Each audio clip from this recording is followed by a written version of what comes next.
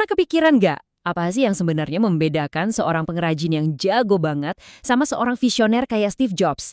Ternyata, ini bukan cuma soal bakat loh.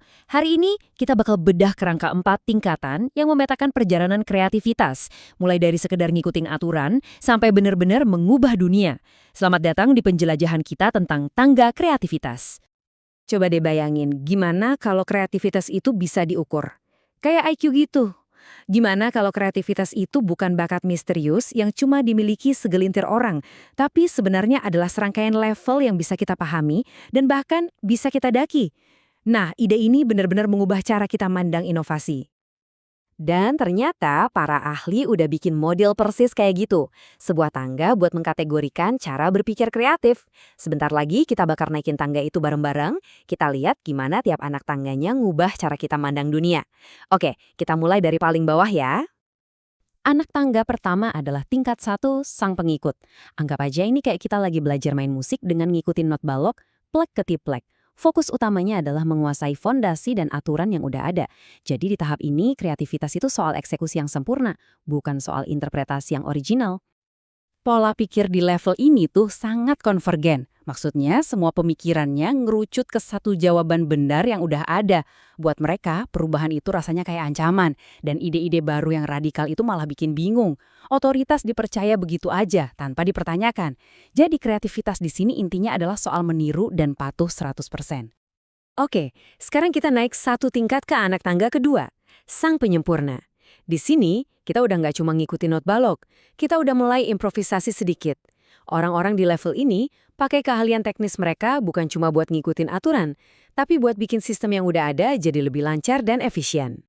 Nah, di sini kita lihat ada pergeseran yang jelas. Mereka itu fleksibel, bisa nemuin beberapa solusi cerdas buat masalah sehari-hari. Mereka mungkin nggak akan nyiptain mobil listrik, tapi mereka bisa jadi yang ngerancang mesin bensin yang jauh lebih hemat bahan bakar.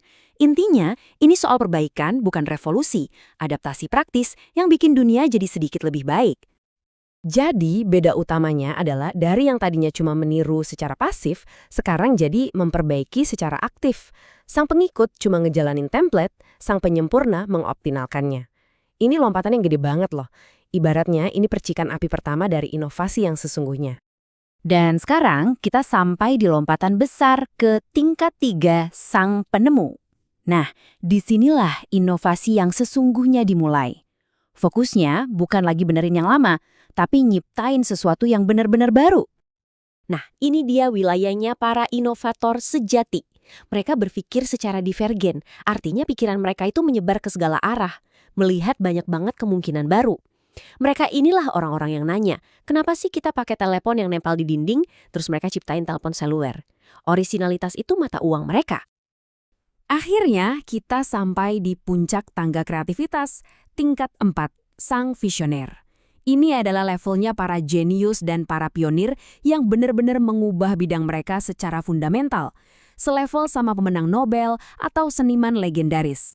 Sang visioner itu nggak cuma mecahin masalah, mereka menciptakan arena permainan yang sama sekali baru. Coba bayangin Einstein, dia bukan cuma memperbaiki fisika Newton, tapi dia menciptakan relativitas. Mereka bukan beradaptasi sama perubahan. Mereka adalah perubahannya itu sendiri, menciptakan era baru yang mengubah cara kita semua melihat alam semesta.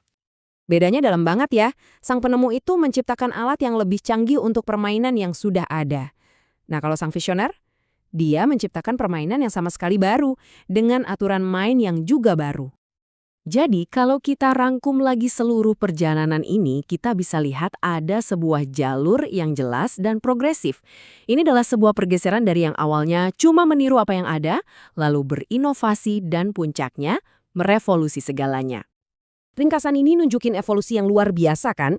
Kita mulai dari tingkat 1, cuma pakai template yang dikasih, terus kita naik ke tingkat 2, pakai alat yang ada dengan cara yang lebih pinter. Lompatan besarnya ada di tingkat 3, di mana kita nyiptain alat baru.